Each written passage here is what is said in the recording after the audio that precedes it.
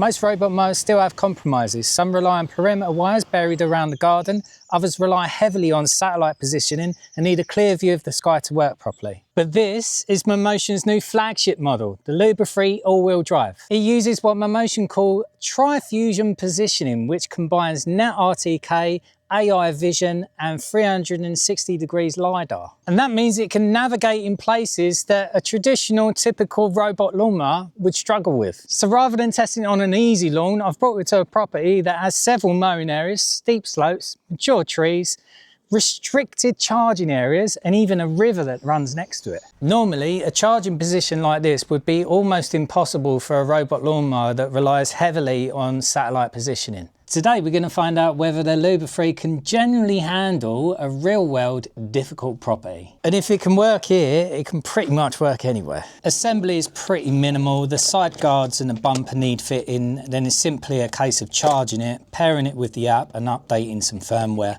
Compared to older robot mowers, you're up and running pretty quickly. So this is our friend's property, and whilst they've got all them beautiful features, they've only actually got one practical outdoor power point. In fact, the charger has to live in this sheltered courtyard area tucked right up against the building. My old LUBA 2 wouldn't be able to go here because that and the RTK station that comes separately both need a clear view of the sky. So that's where the LUBA 3 is different. Because it uses 3 different types of positioning, it can cope with being under buildings or around trees. So let's see how it gets on. So we're just going to start mapping. We'll map out the whole area and I'll show you what's what. You can do it auto mapping or manual mapping and it will talk you through the whole process. It's really easy. It takes itself out of the docking station and it will scan exactly where it is so it remembers and it's not relying just on satellite positioning. Start mapping a task area. And now we're just going to literally drive it around like a little remote control car and map out the area. This model can have up to 50 different mowing zones, each with its own schedule and cutting settings, making it ideal for a larger property like this. Task area mapping completed. Nice. So you can set up channels between your lawns, and as long as it's got a gap of 700 mil, it will make it pass. Probably go tighter than that because it's only 500 mil wide. Whilst this looks like a race car, it actually is like a race car now. So it goes up to 1.2 meters a second when you're mapping. That means if you do get a bit excited and you make a mistake, if you just push backwards, it will retrace exactly where it just come from. It's a little bit slower though. Once you've mapped out your main areas, you might have flower beds and stuff like that. So you might want to actually create a no-go zone.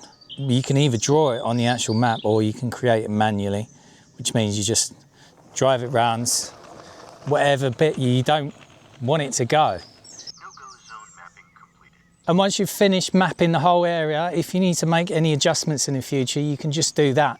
You don't have to start and draw the whole area again. One area I'm particularly interested in is this section next to the river because we don't want it to go swimming. As well as exclusion zones, you can now create virtual fences. So if you've got ponds, rivers, drop-offs, anywhere that you simply don't want this mower entering, as a backup, you can create a digital barrier without installing any physical fencing. This area contains several mature trees. Historically, this is the sort of place where positioning systems can struggle. Heavy tree cover blocks satellite signals and creates difficult navigation conditions. The combination of LiDAR and camera-based navigation should help the mower maintain its position even when satellite visibility becomes less reliable. I knew it was going to do it, but it's quite impressive still that it's still working out exactly where the trees are and to go around it and everything. It would cut a little bit quicker if you done the trees as a no-go zone.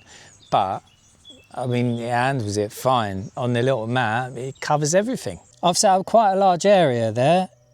If I was to set it to mow and select all the areas, that's almost 3,000 meters squared. So this can go up to 5,000. So you can go into the settings and adjust the cutting height, how fast it goes, how sensitive the AI detection is. And I can also schedule it. You can do weekly, fixed interval, whatever time you want. Now the all-wheel drive system on this is one of LUBA's best features. And this slope right here is close to its limit. We're going to see if it can cope with it because I haven't got anything like this on my lawn. Funny enough, this is the only section that's not been cut because it got cut yesterday and there's no way you're getting a ride on up that.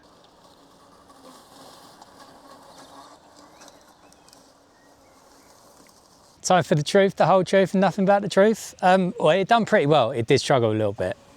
I mean, it is 80% and it was losing traction. It cut most of it. It was struggling in a little section. It missed a little bit. But, I mean, who cuts grass on that kind of slope? Like this, perfectly fine. That is really suited to a strimmer. Start recharging. Now, because we're running at our friend's property, it's actually running on 4G at the moment, and that will choose the network that gives the strongest signal in your particular area, because it like roams. So you get 3 years for free within the package, but at mine, I don't get the mobile coverage because I'm in the middle of nowhere. I'll swap over to outdoor Wi-Fi. One handy feature that Mammotion are going to release soon this year is cloud backup. And the idea with that is you'll be able to save maps online and you'll be able to switch between them more easily. So that'll be particularly useful if you want to help family members, or you've got multiple properties, or you just want to switch locations. In my case, I originally considered leaving this robot mower here so I could help Graham and Freddie maintain their lawns. But they're actually quite happy with the lawnmower man that they've already got, hence the grass being cut yesterday. However, in the future, if they change their mind or the lawnmower man goes on holiday, I can always bring it over. I'll map this out, save it in the cloud. It's always there just in case. Now, whilst I think it would be hilarious to do a robot lawnmower video without ever cutting the grass, I realise that's probably not that helpful. So we're back at mine, and the LUBA 3 is going to join the fleet of the LUBA 2 and the LUBA Mini 2. Arthur, I know you love Daddy, but you're a bit noisy, mate. You're a bit noisy. A helpful addition that we've got from the LUBA 2 is the mud guards, and that will help stop the debris and the dust kicking up on the sensors.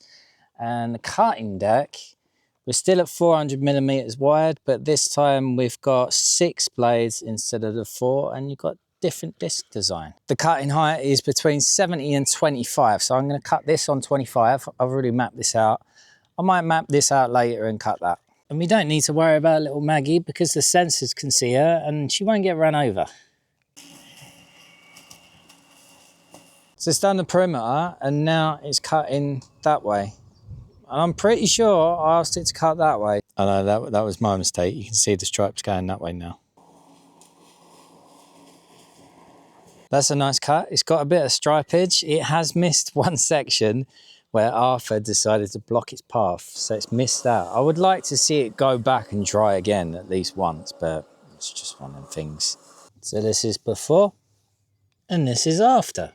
Now, I love everything about the mower, but I wouldn't be doing my job properly if I wasn't slightly critical, and there is one thing that annoys me. And I can understand why the engineers have made this software adjustment since the LUBA 2, but I find it annoying. I just want to turn it off. I would like the option what the robot does. Now, at the moment, it does a racing line. So when it comes up to corners, it will like adjust. So it will come out slightly and then it will go back in like that. My LUBA 2 will come up to here, it would reverse slightly and then go like that. That's what I prefer. It's just a little niggle. And the way around that at the moment is just drive it manually and cut the edge up to where you want it, basically. Something that's new on this is the charging station and the contact points. They've changed it since the LUBA 2. The front wheel lifted. It's awesome now. The charging contacts are significantly more substantial and robust than the older models, and long term I can see this easily reducing charging connection issues compared to earlier generations. They've also added faster charging and smarter battery management, and I'm sure I can hear a little hum in there, so they've obviously got cooling as well. Like previous LUBA models, it's remarkably quiet and there's rain detection built in, allowing the mower to pause operations during poor conditions. And when it's finished cutting or it needs a battery top up, it'll take itself back. Start charging. Because it's smarter at charging now, it'll top itself up just enough to finish the cut. I've spent a few weeks with the LUBA 3 now. I've had it cutting up here. Look at that. Look at them stripes. How straight is that? The biggest upgrade is nothing to do with all-wheel drive, it's the navigation, the ability to actually put the charger in awkward locations, the confidence around trees and the flexibility of mapping. And for the right property, it's a genuine, meaningful upgrade from the LUBA 2. And I really like that charger. I'm quite proud of this lawn, it looks nice, doesn't it? And if you want a nice lawn like this and you need one of these to make it happen, then it's definitely worth checking out Mammotion. There's links in the description and in the pinned comment. They are affiliate links. If you use that and check out the website, there's some big sales at the moment, so go get it. Trust me, because every time you see these stripes, they just make you really happy.